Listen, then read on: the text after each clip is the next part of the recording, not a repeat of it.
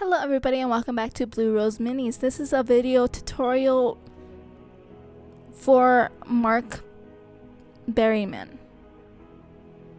So these are the paints that you'll be needing for today's lava effect tutorial. So starting off with a base that you've already added the texture paint and mapped out your streamline, and you're gonna go in with a base layer of Knorne Red. Now this layer doesn't need to be perfect in the center, as we will be layering up in the center, but when it comes to the edges you want to get it as close to the texture paint as possible while keeping the edge as neat as possible. So just go ahead and take your time with this. Like I said, the center doesn't need to be perfect. The edges is what you're most concerned about, because the edge is what you will be able to see in the finished product. But once you have gotten this base to how you like it, you're going to go ahead and put it aside and let it set for about 3 minutes, and then hit it with a coat of Yriel Red, keeping it a little bit more to the center. We want some of the Knorne Red to show, kind of like how you see here. Fortunately, I lost a clip of me applying the Yriel Red, but you can see here what I mean to do. So doing the exact same thing with Yriel Yellow, we're gonna keep this more in the center of the Yriel Red. Now we are doing this because lava is naturally hotter towards the center, while the outer edges will be cooler. Now as for this center line of Yriel Yellow, you can see mine's not perfect. Yours doesn't have to be perfect either. It's not going to be perfect in any natural lava scenario that you look up. It's just not. It's not possible. So having let that sit for about 3 minutes more, we're gonna do some white scar for the center where it will be hottest. Now to do this, you're gonna want to take one of your brushes that has a very fine point, because we're going to be doing some really neat things with this. So you see I put it in the center, and now I'm going to start making lines that deviate from it and then goes back into the center, because in lava, in the real world, it won't just be a straight line. It will have flows that goes in and out of it. It'll just go everywhere. So that's what I'm doing here. I'm making little hot spots where I feel it would be appropriate that it would spike, and it just so happens to kind of look like a lightning pattern as well. So if you want to do that, go ahead and do that.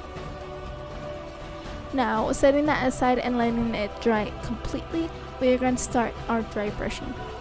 So we're going to start off with Knorne Red,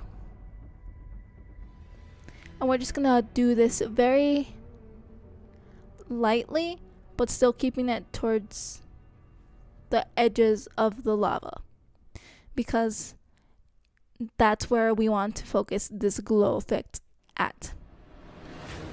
So go ahead and be a little bit messy. If you have already done some sort of effect on the texture paint, you want try to keep it away from that, but if it gets on it, it's no big deal. It'll just add to the effect. So once we are done with the Knorne Red, we are gonna go in with the mixture of Yriel Red and Yriel Yellow, and we're just gonna be repeating the process.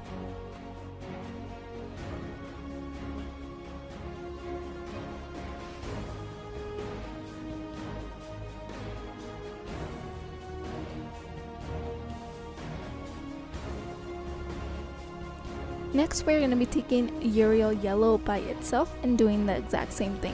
We're going to be a bit more liberal with this, because this is a very strong color and we don't want it to overpower the other dry paint layers that we have already put on.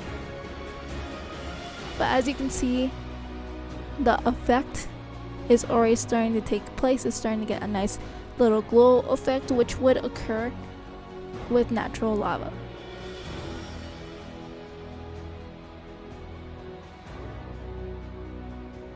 So once we are done with that, we are going to do the exact same thing with white scar. Now with white scar, we're going to want to be a bit more careful. It's okay if you mess up though, because we're going to be putting Bloodletter glaze as well. And if I didn't put that in the paints needed at the beginning of the video, it will be down in the description below, and I do apologize if that is the case. So you're just going to be wanting to put it very gently and in very select places. So next, going in with the glaze, we're just going to focus this more towards the edges. We want to make sure that the center stays nice and bright, but adding the Bloodletter glaze tones down the white scar that we just placed that was so bright and gives it more of a red hue, which is what we are looking for. But once you are done with that, you have a lava vase that you can now play with. I thank you for joining me today on Blue Rose Minis. Mark, thank you for your suggestion. I hope this helped you out. Please like and subscribe and leave comments down below.